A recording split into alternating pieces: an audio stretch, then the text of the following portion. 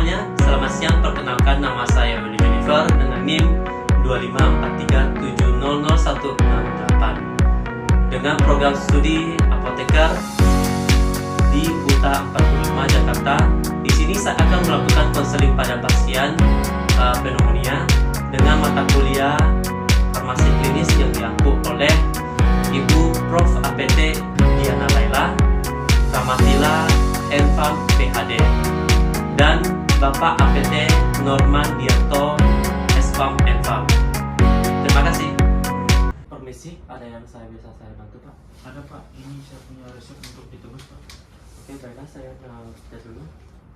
Oke, baik. Di sini saya izinkan memperkenalkan diri. Saya apoteker Willy Jennifer. Saya yang bertugas pada hari ini. Izinkan saya, apakah Bapak bisa meluangkan waktu beberapa menit? Baik, Pak. Oke, di sini Bapak sejak kapan terdiagnosis pneumonia? Baru 3 hari yang lalu, Pak. Oke, di sini selain obat pneumonia, apakah Bapak mempunyai sedang mengkonsumsi obat lain, obat herbal ataupun suplemen? Tidak ada, Pak. Oke, apakah Bapak memiliki riwayat alergi pada obat tertentu? Tidak ada juga, Pak. Oke, di sini bagaimana kebiasaan hari-hari? Apakah Bapak merokok atau punya riwayat dalam penyakit lain? Saya tidak merokok, Pak. Tapi waktu kecil saya memiliki asma. Oke. Nah, di sini saya akan bertanya dalam 3 hal mengetahui sejauh mana Bapak mengetahui pada obat ini. Di sini apakah dokter yang katakan tentang obat pada Bapak minum ini? Katanya untuk mengobati infeksi di paru saya, Pak. Oke, bagaimana cara Bapak minum obat ini? Saya tidak begitu paham, Pak. Oke, apa yang dokter katakan tentang apa yang diharapkan dari obat ini? Supaya batuk dan sesak saya cepat sembuh. Oke, betul sekali. Jadi saya akan menjelaskan lebih detail ya, Pak ya. Ya, Pak. Di sini untuk amoxicillin yang dapat membunuh kuman pada penyebab infeksi. Dan di sini ada obat paracetamol dengan penurun panas ataupun nyeri untuk mengurangi rasa demam dan nyeri. Dan untuk di sini ada obat salbutamol dengan untuk membantu pernapasan lebih lega. Di sini ada cara pemakaian. Untuk antibiotik ini harus dihabiskan biasanya 1-2 kali sehari setelah makan dan dengan air putih. Jangan berhenti minum antibiotik meskipun sudah merasa lebih baik. Obat ini harus dianjurkan sesuai dengan dokter. Obat demam ini bisa diminum jika suhu Bapak ini merasa tinggi ataupun nyeri. Dan untuk obat batuk atau minum pelega pernapasan bisa diminum sesuai dengan anjuran dokter. Dan di sini saya akan menjelaskan untuk efek samping yang akan muncul pada obat ini. Dan di sini pada antibiotik bisa menyebabkan mual, diare, ataupun sakit perut.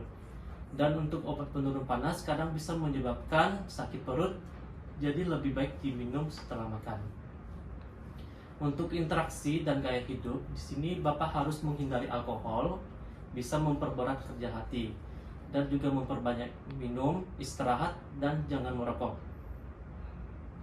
Dan di sini obat penyimpanan ini harus di tempat yang kering, suhu ruang jauh dari cahaya dan jangkauan anak-anak. Supaya saya lebih tahu, apakah Bapak paham dan bisa mengulangi yang saya jelaskan tadi? Baik, Pak. Jadi saya untuk minum antibiotiknya sesuai dengan resep sampai habis. Walau sudah merasa sehat, obat demam diminum kalau panas. Obat batuk sesuai anjuran.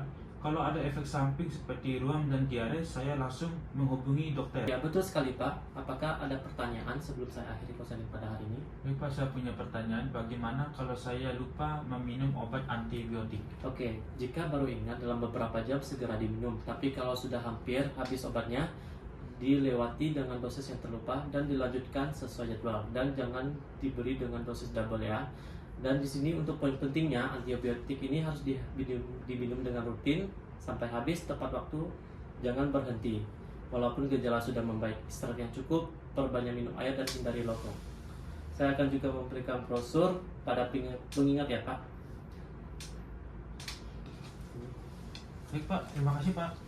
Terima kasih, Pak. Iya, sama-sama. Sudah sembuh ya. Ya, siap.